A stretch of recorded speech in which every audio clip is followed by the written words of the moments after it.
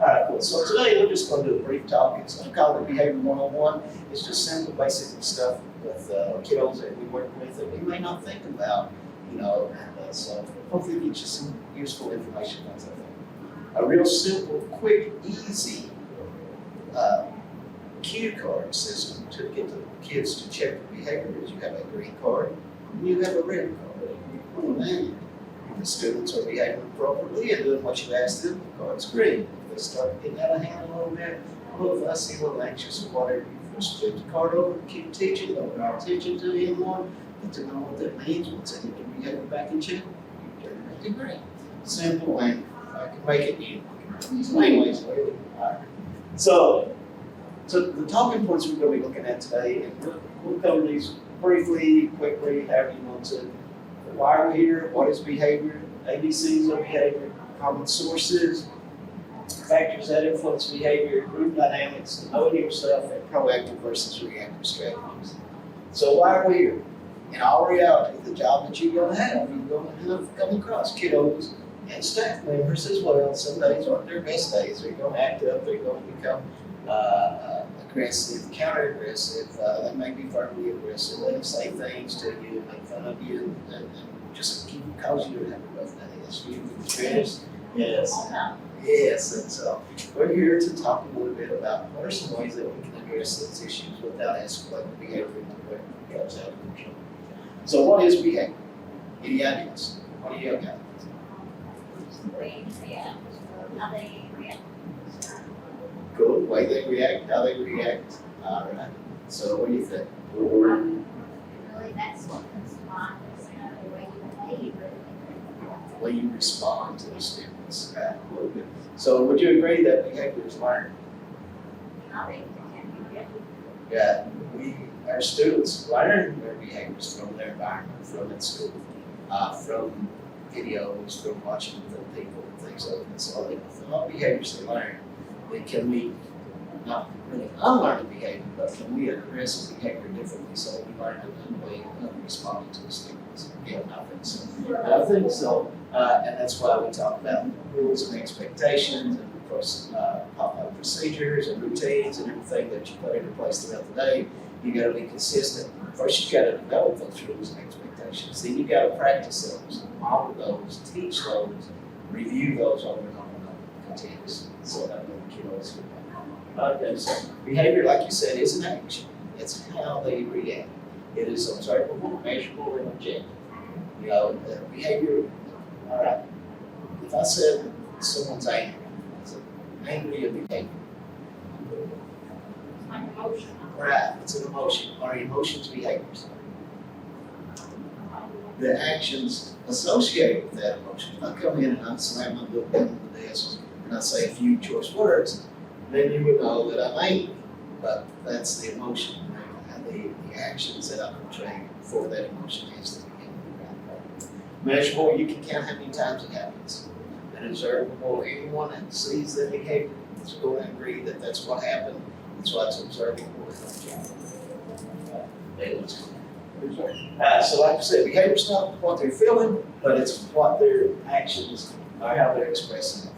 Now, why do we have particular behaviors? Why do students behave in the way that they behave? Any outside factors? Okay, so we behave the same way for two reasons. There are sensory reasons, but the two main reasons are we either get something or we avoid something.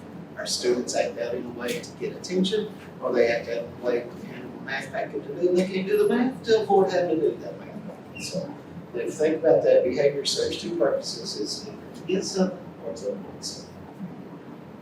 All right, cool, good, awesome.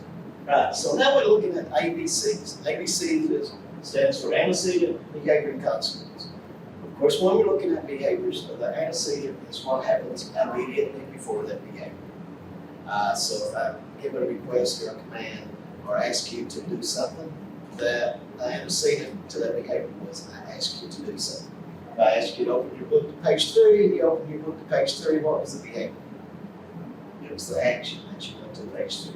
And I said, Awesome job, thank you for paying attention and getting to page 3. You did a wonderful job, I'm so proud of you. That praise, that acknowledgement is the consequence of doing that. A lot of times we think about consequences, how we maybe punish a student, or what are some bad things that we do to a kiddo. But a consequence is what happens immediately after that behavior, how you respond to that behavior. You know, a lot of times we reinforce behaviors that we don't want to because our consequences, our actions are reinforcing to that kiddo. If I'm sitting in the back of the class and I'm hitting my desk with my pencil, and the teacher walks back there and says, "Hey, are you okay?"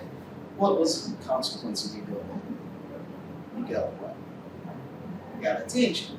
You know, so maybe we're providing them with attention and reinforcing that behavior when, with our consequences, when we shouldn't be doing that. And a lot of times that's what happens. A lot of times kiddos misbehave because they need what? Attention. So yeah, they're going to get it one way or the other. So if we look at, have seen it happens immediately before the behavior is the action, the consequences is what happens immediately after the behavior. So we got a scenario. Mrs. Thompson puts an apple on the table. She asks Johnny, "What do you want?" Johnny says apple. Mrs. Thompson hands him the apple and says, "Good job." So what is the first thing we want to look at is what is the behavior? What does Johnny do? You mean, or like just what happened? What does Johnny, what is the actual behavior? What does Oh, Johnny do? yeah. So he says apple, right? So what happened immediately before that? Yes. Yeah. She's asking me if he wanted an apple. Yes, what do you want? Then Johnny says apple, so the antecedent that she asked, "What do you want?" The behavior was he says apple, and the consequences was what? He gets the apple. Right? Good. So let's try this. So Larry thinks to himself, "This will be funny." Throws a spit ball at Tony. Tony yells, "Hey!" Mr. Archer tells Tony, "Quiet over there." The bell rings and all the students. So what is the behavior that we're looking at? What happened? Spitball and Tommy. Okay. Is what happened. So how did Tony respond? Tony got loud. He said, "Hey." So what caused Tony to yell? Something thrown in. Yeah, something was thrown at him. And what was the consequence for him? What was the consequence of him yelling? Sure, Very good. Right. So I like the way you did not say Larry thinks. Larry thought to himself, because thinking, again, is not a behavior. And we can't tell what they're thinking. Right? So remember, antecedent, what happens before the behavior is the action, the consequences, how we respond to the behavior. All right, so now we're going to look at some common sources of behavior. Where do our kiddos have these behaviors? Where do they come from? Some of them are things that they carry in with them. They bring that into the classroom, into the school setting, which is outside of our control. And any of your old kiddos bring anything outside of your control with them? No, not them. No, it always happens outside. Couldn't happen to me. Exactly. So they carry those in with them. Some of the behaviors are carried over from one setting to the next. It may be something happened in the first period that wasn't resolved. They carry that. They still have that anger. They still have the resentment. They're still upset. So they carry that over to the second period. It's still not resolved, and it carries it on over to the third period. So carryover behaviors are those unresolved behaviors that are carried from one setting to the next. And a lot of times they are within our control, within our environment. So if we have a couple of kiddos that are having a problem on the bus, we try to resolve that before it gets into the school and into the classroom. And our final one is what are tune-in behaviors.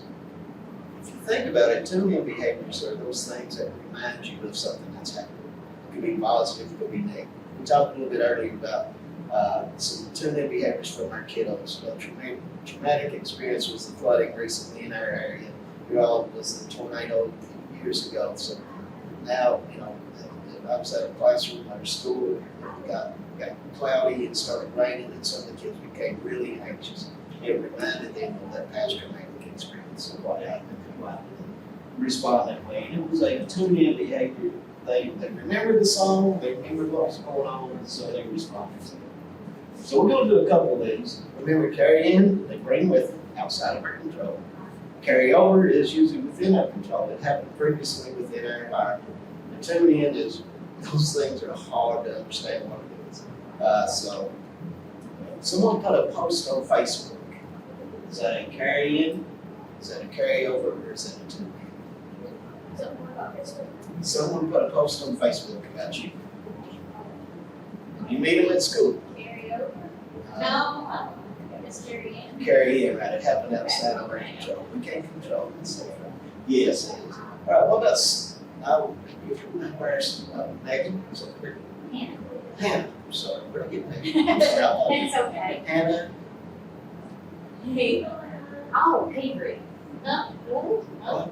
Are you asking my last name? No, no. Oh. I already forgot now. Hannah and Caitlin. Yeah. Hannah, nice to see you. I'm glad you're here today. Miss Caitlin, it's good to see you again. I visited Miss Caitlin's classroom. It was interesting. It was a fun time. Listen, it got worse. You should have came at the end of the year. Just, a couple year progressed. Just, We'll talk. yeah. All right, so I'm embarrassed in Miss Caitlin's classroom. I tried to give a speech and talk, and she made fun of me, or some of the other kids made fun of me. I didn't like them, so I come to Miss Hannah's classroom.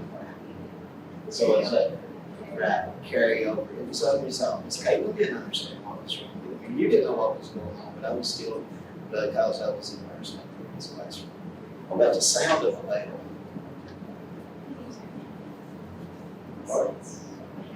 Schedule every day. It's like, oh, everybody's class. Yeah, okay, could be carryover. What No, about- it's too Oh, did you say tuning? Yeah. All right, I'm sorry. That's my guess. Yeah, but very good guess. Right. Yeah, because it could remind them of something that happened during the transition. And a lot of times the kiddos have difficulty during transition because they may be bullied, they may be nervous or anxious of all the people in the hallway. So that sound of that bell may trigger them and they get become anxious and nervous or upset and start acting out. What about argument on the bus? Yeah. It's under control, so it's Oh. carry over. Right. Oh, no, you're kidding. I learned about the smell of peanut butter. Tell me about. We had a young lady that we had peanut butter sandwiches for lunch in the setting that I was there. And she lost it. I mean, it was something that had happened to her. And someone had eaten a peanut butter sandwich. And it was a very bad experience, and the smell of peanut butter just made her go off. I mean, we didn't know what was going on, so it took a long time to figure that out. And those tuning things, it does take a long time to figure things out. What about a chronic illness? Right. Yeah, carry that stuff in with them. A couple more. The police were at the residence last night. Carry in. Very good. And then what happens when the resource officer's walking down the hallway and they see them the next day? Tune in. And then what happens when they get to school, the resource officer says, where are you supposed to be? Then that is and they get mad, upset, get upset, and then they see them again at lunch. Then what happens? It is carryover. So things can be up. So carry in, they bring with them outside of our control. Carry over, it happens within inside of our environment, inside of our control a lot of times, and it's unresolved. Tune in is this, it reminds them of past traumatic experiences. Could be positive, could be negative, either way. So, okay, thank you. So some factors influence the way that individuals behave. Of course, diagnosis, education, eligibility. So when we talk about diagnosis, some of the kiddos that you work with, we have ADHD kids, we have kids that have EBD, we have kids that have learning disorders, we have kids that, so what are some of those diagnoses that we see? And what are some of those characteristics with those kids? If I've got ADHD or ADD, you expect me to sit in the chair for an hour and a half? Now you're lucky if I'm going to sit there 15 minutes, so that's, be able to understand, okay, understand this diagnosis, understand this eligibility. I know that they're going to have to get up and move about. Well, I'm going to have to look at what's the best way that I'm going to be able to reach this kid and teach this kid, students. So medication, illnesses, allergies, you've had students, you've got students on medications, we've got kiddos in schools that have allergies, got to carry EpiPens and allergic to bees. illnesses, some of the kids have those. So we had some nonverbal kids, the allergies, man, during spring just wipes them out. And they don't know what's going on, so they don't understand it, so they bring it to us. And then we get to deal with it. They carry it into us, and then we deal with it all day long and try to take care of it. Also know what medications are on and what those medications do. What are some risk factors? What are the side effects? I'm sure you can give me examples. I had a young man who was taking some meds and it made him drink water. He had to have a lot of water on his medication. So if you drink a lot of water, you have to do what? Go to the bathroom, right? Regular ed teachers didn't understand that. No, he's just doing that to get out of class. Well, you get that in or you let him go. Yeah. So there you go. What about cognitive abilities? And when we talk about cognitive abilities, we're not just thinking about the way they learn, but think about how they process information. Think about the ability of their learning styles. What's the best way to teach them? Think about activities that they're going to be able to do to have a better day at school. So emotional capabilities. When we get into the emotional capabilities, we think about and we go back to cognitive abilities. We got to look at also think about what are some traumatic brain injuries that they've had. What are some things? How do the medications affect their cognitive abilities? And so just different aspects, not just how they learn or how they think, but what are some things that are associated with that. So emotional capabilities. Some of our kids are really emotional. They get really upset and anxious and nervous, so it seems like nothing to us. Then you have some kids that seem like nothing ever bothers them. They got it all together emotionally. And so you got to be able to understand what are some things that they're dealing with, what are some things that they're coping with, what are some things that cause them frustration, what are some of the stressors that they have outside of the school. I've had kiddos that were more of a parent than the parents were. And so they had to take care of mom and dad and the medicines and grandma. And, they had to get out and work and hustle and try to make it to keep their families fed and taken care of. How many times have we worked with kids that are the older sibling and they have to take care of the little ones to get them ready for school? And that's rough because you got teenagers trying to take care of babies. They've not had a chance to get you already grown. Communication skills. So most of the time when students are acting out, they're trying to communicate. And behavior is a form of communication. We're trying to say something. We're trying to express something. We're trying to get something out there that I'm upset. I don't know how to tell you what's bothering me because I don't know what's bothering me. And so how do our kids communicate with us? What language do we use with our kids? Do we use age-appropriate, developmentally appropriate language with our kids? Don't talk down to them, but don't talk so far above them that they don't understand what you're talking about or what you're saying. Some have very limited vocabularies or no communication skills at all. So we all use pictures, change, text. Yeah. Right. Yeah. So those are two really good program if you can incorporate it in and things like that. So communication skills. How do our kiddos communicate with us? What are they willing to share with us? What are they willing to talk to us about? And how do we communicate and talk with each other? And then social skills. Social skills is, that goes back not only just, yes ma'am, yes sir, thank you, please, and things like that. But social skills also how they interact with their peers, how they interact with their adults. Social skills classes are very important. You can take 10, 15 minutes to do a social skills lesson. So those things, how do our kids function in the school settings? I know you've had a lot of success with the peer mentors and the kids going out and stuff. So would you like to talk a little bit about that? Yeah, last year I didn't get to go out a lot because I was my first year and I didn't know how that worked. I didn't know if it was just a decision to just send them. I just thought they were ready. They go. I'm still not sure how that goes. My principal basically told me it's the SURE program, especially make your own curriculum and follow their goals, but make your own curriculum.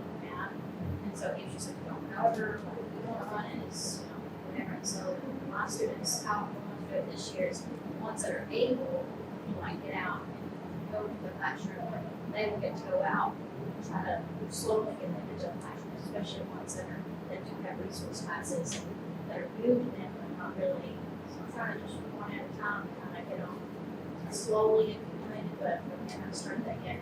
And last year I didn't know, but now that I know that I literally just do whatever I just think I should do, then that's what I'm making sure I'll just call the art teachers and say, hey, what is your fifth period look like? Like, how many seats do you have? Well, I have 2 of my students as peer tutors, I need a room for them, yes or no? Well, I'll start sending them this period every day or whatever, and do that for computer class, like gym class, or whatever, which we usually all gym time, but I think I'll try to do it like that. Is that what you're asking? Oh, yeah, that's great. And also not just for those classes too, but during break and during lunch. Well, yeah, we all go out. All We those. go to breakfast, we go late because they're coming in first period, or whole first period, sometimes they'll be there till 9 o'clock. Right. So, like, first period is simply waiting on everyone to breakfast, everyone getting in, doing what they need to do, and then we start, and then we do go to lunch at a regular lunchtime, and, what we do, anytime there's an assembly or anything, we go to everything that we can to go to. Right. And then sometimes, like, some of us have to take something back, right? But all of us don't go, like, one has to go back, one of us will take one, But, yeah. go back there, and the rest of us will do stuff. And sometimes those assemblies and programs like that works loud and noisy. Yeah, The anxiety. Yeah. And but I it's have all- those noise canceling on headphones, so I always carry like 5, and Right. it's just whoever needs them, they'll come and they'll get one, and they go sit wherever they want in the crowd. Like my 2 big boys, Mhm. they just go and they sit wherever they want, and they'll look at me when he comes up. I've taught them some sign language too, so we can communicate across the line. Like in the cafeteria, I'm like, are y'all ready? And they can say yes or no, or whatever. So we're working on that, so we can communicate by looking at each other. I love the way you said, and we talked briefly about the signals, the Yeah, cues, yeah. the gestures, Yeah, things that you can. that's great, because it's universal too, like, I don't know what those signs, but some people do, and especially in this, not really setting, but it should be. Yes. Oh, I love it. Yeah. And any way that you can get the kiddos to check their behavior without calling them out. I mean, that's awesome. That's amazing. Yeah, the sign language is great, I mean, it doesn't work, a lot of them can't really talk with their hands either, but for ones that can, and when you're far away, they're practicing independence, and the cafeteria, they go sit wherever they want. Like, we sit with our 2 nonverbal aggressive ones. So we have our table, and then our others are welcome to sit with us if they want, but usually, they all go to their different tables, everyone goes to their own, and afterwards, I keep an eye, I'll look down, and so, I like the way you said, keep an eye on all of them, because that active supervision, be up, be moving, yeah, I'm be standing. constantly, what do people fuss this one, Yeah, wait, Well, this one- where'd it go? Yeah. Yeah, it's sitting right there. Oh, yeah, right, exactly. but it works, it's, Yes, man. Love those items. Great items. Awesome. Beautiful items. So I'm taking that off this one. So we're going to look at group dynamics briefly. And group dynamics, this was an activity that was taken from JKM Training Incorporated. The idea of group dynamics is when we go back to all these factors that affect or influence our students' behaviors, we also got to look at where they're at in their social group and some of our social in their settings too. And for us, we can change our position in this social setting based on who we're around. So our kiddos, they can't change that, they don't understand it. So first thing that we're going to look at is we're going to have a leader or leaders in a classroom. Those are going to be the kids that are positive, they're charismatic, they're probably the highest intellectually, they've got really good social skills, they've got emotionally, they're all together, they understand what's going on, they kind of lead everything in the classroom. They kind of, your yes man or yes woman, they back you and you support them. You got to build that trust with those folks. And once you build that trust with those folks, then they disseminate that trust on through that. So the leaders, and usually only one leader in the classroom. And if you think about your social group that you run with, think about this, there's dynamics of where do we fit in the social group? And it's usually looked at as a diamond. So if we think about a diamond shape, we have one leader. We have a lieutenant. A lieutenant is someone that backs everybody up, backs the leader up. They're probably trying to intimidate everybody to do what the leader says. They're probably, that person that the leader says, so-and-so's giving us, causing a lot of problems in the classroom, take care of that. But that person kind of backs the leader up, reminds that other person in the classroom, which we'll talk about it a little bit, to, check your behavior, calm down, let's keep this classroom and smooth. So our lieutenants are usually easily manipulated by the leaders, but they don't understand that they're being manipulated. They just know that I've got a buddy, I've got a friend, they're going to take care of me. So our next folks in our dynamics are the members. Those are the kiddos that are just happy to be in your classroom. They go to school no matter what. You got any of those? Every day is a new day, every day they're happy. It's all good. I'm excited to be here. And the majority of the kids that you have in your class are their members. And thank goodness, they just go along. If everybody's doing what they're supposed to be doing, everybody's following the rules and expectations, they're going to do that. If somebody else, everybody's goofing off being silly, they're going to do the same thing. But they just fall into line. Pretty much as 80% of the kiddos that you have in class don't have to do anything. They're just going to follow the rules and do what they're supposed to do. Then you have your status seekers. These status seekers, they don't know where they fit in this group dynamics. They don't know if they're a member, they don't know if they're a lieutenant, they're surely not a leader. So they're looking for people to look at them, look at me.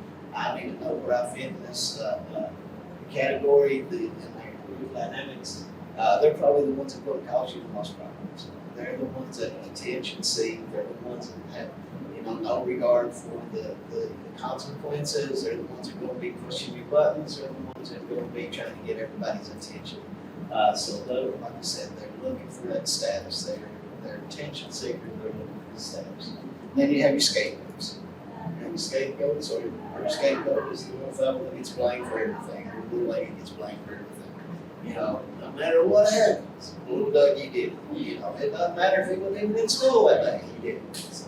And sometimes they tell staff, they talk to the teachers a lot, stick close to the teachers, they want to be protected.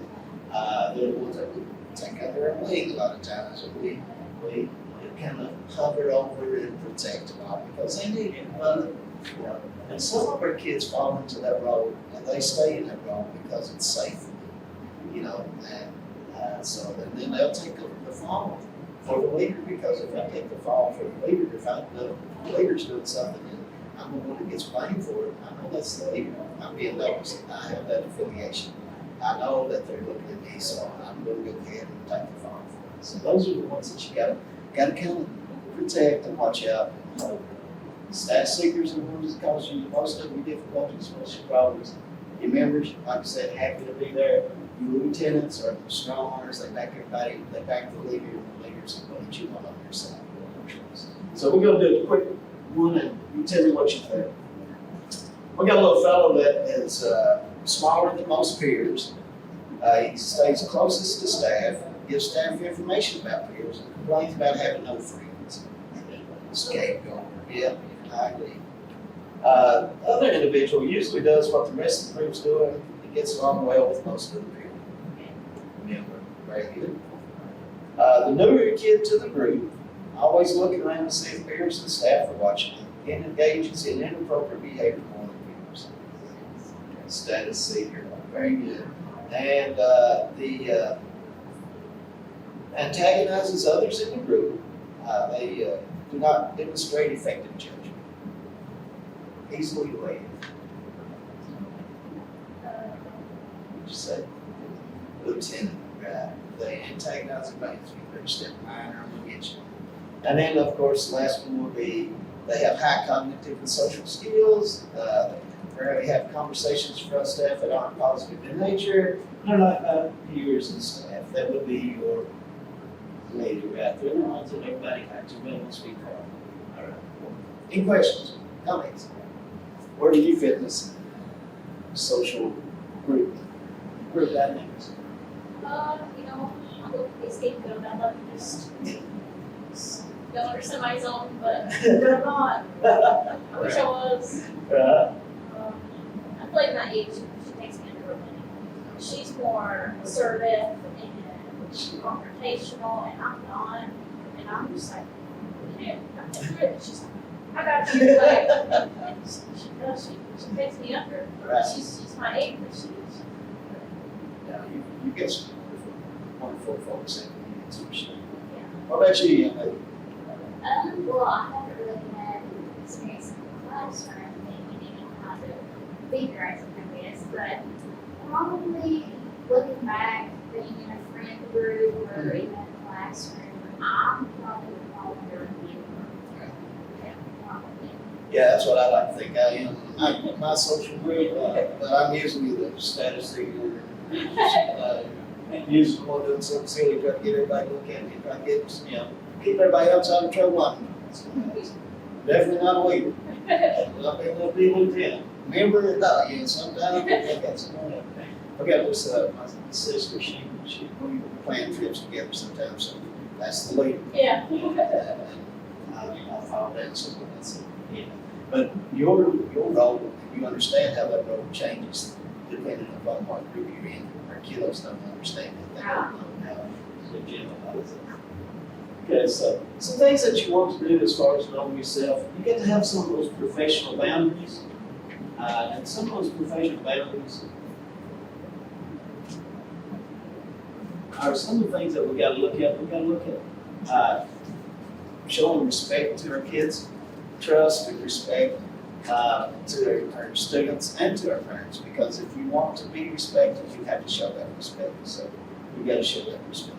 Also respect personal space. Some of our kiddos have a personal space, so don't get within my boat, just like we have our own personal space. Be aware of that personal space and honor that personal space on those kiddos. Show affection, express care, but keep it professional. Sometimes our kids, we may give them a side hug or a pat on the back or something like that. They may take that the wrong way. So always make sure, I'd always ask my guys, if you're doing well, can I give you a high five? Can I give you a pat on the back? And someone say, yeah, that'd be great. Someone say, no, don't touch me. I respect it. I respect that. So just be aware of those professional boundaries. Also follow through consistently with the decisions that you made. Don't be kind of wishy-washy. Well, today, and it's all right. It's Friday. You take it easy. Because come Monday, well, we didn't have to do it Friday. Why did we have to do it today? Well, because it's Monday. Well, that doesn't make any difference. Consistently follow your routines, follow your procedures, consistently follow your rules and expectations. And establish those the very first few days of school, because you got all the rest of the school year to nourish those relationships that you're building. But make sure that you start out in that professional mode and set those rules and expectations and practice those routines and procedures so that those kiddos know that. And this is what we're going through. And remind them throughout the year, not just the first couple of 3 days, but some kids you may have to remind every week, and then have a brief, reminder of your expectations. I remember in our classroom this is blah blah blah, a couple minutes or whatever. Keep those boundaries and keep that consistency. Consistency, I think, is the key to the students that have behavior difficulties or special needs. And also model acceptable behavior. Model acceptable behavior throughout the day, not just when you teach that behavior or whatever. Model that behavior throughout the day. Someone in the hallway, hey, good morning, how you doing, thank you, things like that. When their kids are picked up on this stuff, you're not only teaching that, but you're modeling that behavior, so kids have to do that. One thing that a lot of times we like to use in a regular classroom where that setting is planned ignoring, also proximity, and then another one is calling students by name. So, if you're, the only time that I use proximity is when you're starting to act up or have inappropriate behaviors. I'm moving closer. What's that give you? Giving you attention. So if I'm getting attention, I know all I have to do is do this, and I'm going to get attention by there and I'm moving closer. But if I use proximity throughout the day, if I just walk around the classroom, stop, say, hey, how you doing, by folks out during the day. When I have to do it as far as behavior management or check your behavior tool, I just stop by and think, you don't think anything about it, you stop and try to correct your behavior and then you go on. Same thing with using your name. Throughout the day, ask them, oh, what do you think about this? How would you, what would you like to contribute to this conversation? Not be doing these lessons in right in the middle of it stops right down. What do you get to say? Galen, you got anything to add to this? No, yeah, the only time I do that is if y'all talking to each other. So use it throughout the day, not just when I need to direct your attention back to them.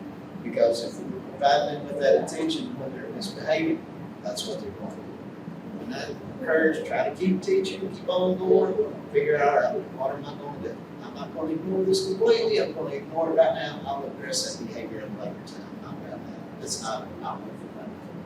Communication. Always be encouraging with your interactions with your kiddos, of course you already know that. Praise them, acknowledge them, be specific with your praise, behavior specific. Build them up, use appropriate tone, language, and volume for the setting that you're in. And like you said, you have those signals, you have those gestures, those things like that. That's the way you communicate with your kiddos. Another rule is the rule of 5. Don't use more than 5 words per command or more than 5 letters per word, except for please and thank you, of course. That way you keep those commands or directions sweet, short, simple, to the point, and there's no way that they confuse what you have to say. Give them wait time as well. That's one thing that I had to practice is waiting time. Stop, give them a couple minutes to process because I would ask them a question and they didn't answer it in a couple of seconds. I'd ask them again. 2 or 3 questions later, blue. Wait, what? What are you talking about? Well, you asked me something. Well, that was 5 minutes ago, so we gotta give our kiddos wait time. One more kid, 3 to 5 seconds. Some of our kids that we work with 10, 15 seconds. I mean, they just process what you're asking them. First, they gotta understand the language, then they have to process it. Then they have to come up with an answer that they can give you that makes sense. Self-management. Be able to be aware of what are some of your ways that you respond to different situations. Some of those things are like, how do you respond when a stressful situation in the classroom? I used to get real excited and overreact, and start jumping to conclusions and yelling and screaming and having negative thoughts going on in my head. They're out to get me and things like that. So how you manage yourself. Sometimes we have to take a deep breath. I got to step away sometimes. It's hold up time. I need a break just for a second, guys. I'll be right back. Step out in the hallway, step back in, and go back to addressing the situation. Other things that we talk about is have positive responses that we can use with our kiddos. You may want to script a response and have something scripted when they say something negative or inappropriate. Have something that you're going to respond to them with, and try to diffuse the situation, try to redirect the focus, and try to remain as calm as possible in situations. Because once you lose your cool one time, what's going to happen? They found what caused you to lose your cool, so that's what they're going to do. They're going to cause you to lose your cool. When you're in a situation with a student, you always want to think about, all right, who's in charge of the situation? There should be at least one adult in every situation with the student. Help you remember that you are elder. It's difficult to do at times because I have years of experience. I've got a skill getting to that back and forth thing with those kiddos. Yes, and that's what we're talking about here. Just say, very good, very good. Some factors that influence the way that we respond is our mood. We're not always in a great mood when we get to work. Sometimes it's in a rough mood. But that stuff that you're packing with you, carrying in with you, leave that in the car. You can pick that up and you may be back in there and sit back down if you want to pick that stuff back up, fine. If not, leave that in the car and come into the school. Good morning, how you doing? Wonderful, good to see you. And if someone asks how you're doing, I'm doing great, thank you for asking. Because if not, when you got 10 or 12 kids, you and 12 kids know what kind of day you're having, and everybody's going to know what kind of day you're having. If you come in and say, how you doing today, Miss Caitlin? Nice to see you. How are you today? I'm doing great, thank you. If you can man, I've had a horrible evening this morning, I couldn't believe it, blah, blah, blah, you know, and then everybody's gonna know that, everybody's gonna know Miss Caitlin's in a bad mood, so they're gonna push, like you said, push those buttons until we make her lose her cool, lose her control, and then we got this. Also, other factors are unmet professional expectations. Man, I should have got the assistant principal. I shouldn't have to have these students in my classroom. I should get this best class in the school. Well, I've been here the longest. What are some of those unmet needs? You know, I should have already had my doctorate work completed by now. So blah blah blah. You know, so what are some of those unmet professional needs that you have? Also think about what are some times that you felt helpless. Like you said, sometimes we get in that situation and a kiddo will explode on us or yell and scream and holler at us, you know, and you're like, man, I've done everything I can to help you, I've worked so, you know, I'm supporting you, I'm behind you all the way, and you feel like this. We have that feeling of helplessness sometimes, so, you know, and our kids do that as well, because they do feel like they have done everything they can to help the student, help themselves, and there's nothing that makes it any better. So just be aware of that feeling of helplessness. Sometimes we are guilty of that learned helplessness too. So we seek for assistance when we can have situations. Another thing that you might want to talk about is make sure that we don't get caught up in their individual's interaction cycle or behavior cycle. So basically what it is the individual, the student does something, they may say it inappropriately, right? That stimulates our emotional response. Like, you shouldn't be saying things like that is our reaction. And that stimulates their emotional response. Well, I didn't like the way that you used to talk to me. You can kiss my, and they say another very insinuating word that revokes, and then you get caught up in that infinity cycle of counter-aggression. They say something, you say something. They say something, you say something. And it goes back and forth, back and forth. Somewhere along the way, you got to take a step back, step out of that cycle and say, all right, it's not me. I don't need to focus on what's being said to me. I need to focus on the behavior. And it's not the kid that I'm upset or angry at. It's the behavior. And that is what I need to address. I need to look at that behavior. Targets and triggers, like you said, those targets, those buttons, that find that one little thing that upsets you for, you know, and some examples are your characteristics. How tall you are, how short you are, yeah, that was a big one. Your physical characteristics, your voice, things like that. Things that they think that's going to bother you, they'll just keep pushing that button until finally one day they'll find what it is, and then they remember that. And every time that they get upset or angry in a situation where they try to get you to lose your cool, they're going to start pushing that button again. So try not to let things bother you. Mine was this one kid, they stood up, looked down on me one day and said, "It's a shame you're short." You know, when he said that, I thought I was Superman. I found out real quick I wasn't, but I thought, looked right up at him and I said, okay, all right, calm down. So, yeah. Another thing that is your values, your beliefs, things that you hold dear, family, you know, your hobbies, things like that. That family things that make fun of you, that talk about that. I had no car. Kid, I was like, "Oh, man, you drive junk, blah, blah, blah." And so, but yeah, I did, but you know, it's mine. So that didn't bother me. So, so-and-so got a better, prettier vehicle or whatever. Well, that's great, you know. Yeah, that payment, that's great, you know. So, just look for those triggers. And then another thing is your professionalism. Miss Caitlin does a better job than Miss Hannah does in her classroom. Miss Hannah, no, she don't. I'm the best teacher in the school, so be aware of that because they will try to do that. You know, you're the worst teacher I've ever had. Oh yeah, wait till you get my little brother next year. So, yeah, so that's some way to diffuse that situation. They will have those look for those triggers because they're in the classroom all day long and they're little detectives trying to figure out what it is that sets us off. And then relationships. Make sure that some relationship ideals are, you know, meet and greet. Good morning, glad to see you. I'm so happy you're here. We missed you yesterday. Is everything okay?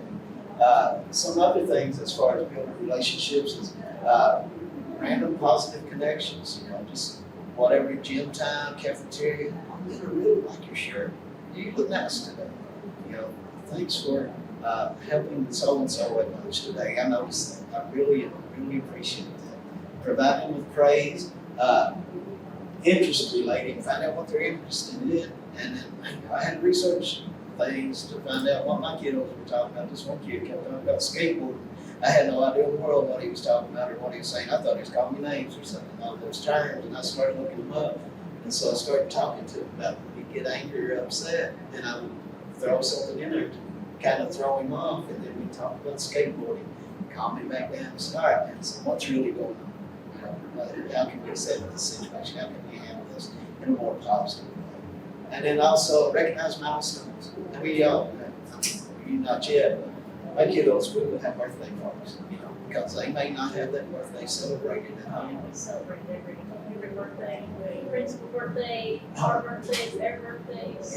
Any reason Any for a cake? holiday, Oh, yeah. anything for a cupcake. Right, but there's social skills involved with that as well. So, yeah, you know, it's like a celebration. It looks like a celebration to them, but to you, there is a reason behind it. They can teach them. And then recognizing that milestone too. You know, I had a kiddo, he made an A on his spelling test, first A he'd ever made in his life. And we made a big deal out of it. I hung it outside the door and told everybody to come by, hey, you got an A in this, they got 100 even, you know, they like that, that's awesome. You know, he's always proud and everything. Yeah, so, but yes, definitely, I like the celebrations. One of the things that I said is smile, laugh, and enjoy your students because they're just going to be there for a little while. And you're going to have a whole new group of kiddos hopefully come through. I worked with, I was at a residential facility in 13 years there. I probably worked with 300 kids. They were there for 6 weeks to 6 months, and they were gone. So, I mean, went through a lot of kiddos, but I tried to make their days at school. I mean, we had stressful days, yeah, we had situations that became physical and things like that. But I tried to make their days at school as enjoyable as I could because they may not get that anywhere else. I'm not saying I was the best teacher in the world for them or whatever, and everything I did was right. I'm just saying I enjoyed them being there. I smiled and I laughed with them, and we had fun. Yeah, so, and you, I see that with you. Yeah, we have a blast. They're always hands-on and everything's Right. I'm going to stay as a disaster. That's good. Every day, me and my aides are like saying after a clean. Oh, but that's your teaching. Yes, exactly. Yes, exactly. And yeah, and if your room's a mess, don't worry about it. I mean, mine's always a disaster. I'm always embarrassed when I'm doing this. It's just like, No, it's not. But anyway, those relationships that you build with those kids, some of them they last a long time. I saw a couple of kids that I worked with in a public school setting. They had a job working for a company that was in this building. And they came up and said, yelled at me, called me by name and stuff. And said, wow, man, you left and we didn't know what happened, blah, blah, blah, stuff like that. And it's, you know, then there's I really appreciate what you did for me and stuff like that. Now, you know, you may not see that immediately, but 8, 10, 15 years down the road, if you stay in education, that someone will come back to you. And if you, I mean, you know, I didn't look for none of that, which I mean, I just did my job, built relationships, and I went on with what they did on boys, you know. But just, it'll come back to you. Alright, so proactive versus reactive. When we're looking at proactive strategies, we're looking at a way to address behavior difficulties that are going to keep those things from happening instead of responding to those things. And one of the things that we look at is the universal tier 1 strategies for behavior. And those are things that you put in place for all kids in your classroom, in the school setting, in that environment. And those are strong tier 1 rules and expectations. You teach those, you develop those post and you go to model, teach those behaviors, model what you want them to do, practice, provide those kiddos with feedback, correct them when they're inappropriate, positively, show them again, and do this over and over and over until you think they have the rules and expectations down, and then you do it again. Because, after a break, after fall break, after spring break, after Christmas, after Christmas, summer, you're gonna have to build your rules and expectations probably the first couple of weeks or so, depending on the cognitive abilities of your kiddos. And other universal strategies are some things that, your routines, and your procedures, something that they can do, what do I do with homework? Every day, where do I put my homework? What do I do with this? Do I take this home? Do I need this? Is this important? We'll have some way that, okay, when you come in the morning, you put your book bag up, then take your homework and put it on. Whatever, some way that teach them how to do that. And a routine should be something that they can do without even you having to provide. So that is something that is just boom, boom, boom. I know where the phone goes, I know where the book bag goes, I know where the homework goes, I know where the behind goes. That's things that they can do without any teacher interaction. So another thing is some nonverbal strategies. You've already hit on a couple of those, the signals, eye contact. How many times will we use eye contact with the kids? Boss here, she does this now. Yeah, okay, so she'll give me a look. I'll go, yeah, I've seen that look before. I'm going to behave. Like this is a nonverbal cue you can use with your kids if you want to use it. You can have thumbs up, gestures, signs, like you said, very good, sign language. And then even the ones that have difficulty, you have those cues, you have those gestures that they don't understand.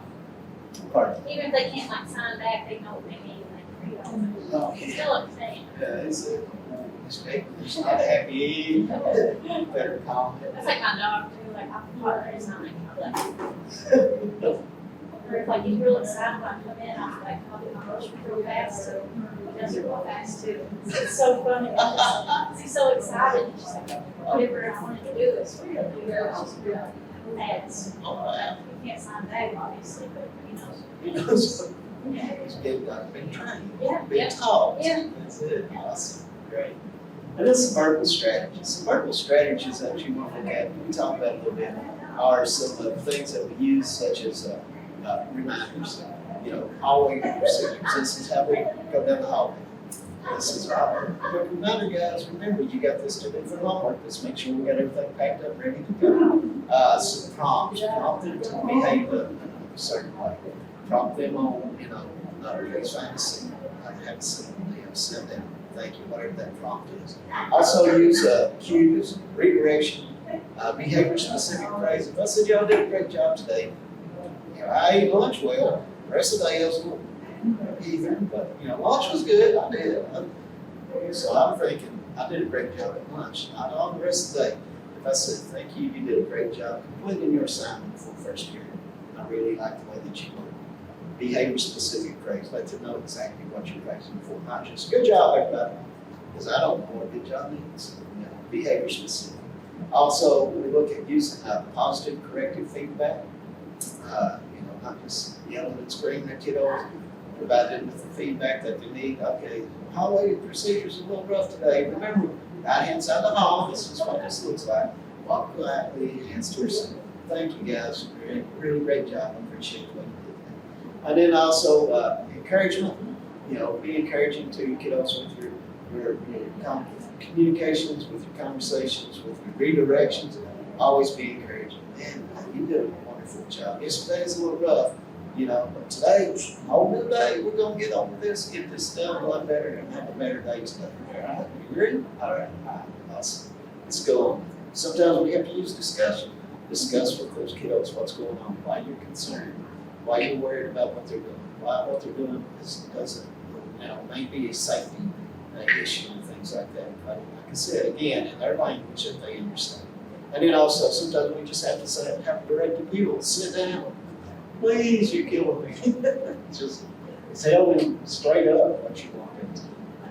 And then, and as I said before, if you guys proximity and using that student's name, use that throughout the day, throughout the environment, because like I said, most of them want attention, and if I'm the type I get it, that's what we expect, and I walk up to them, then that's what they're doing.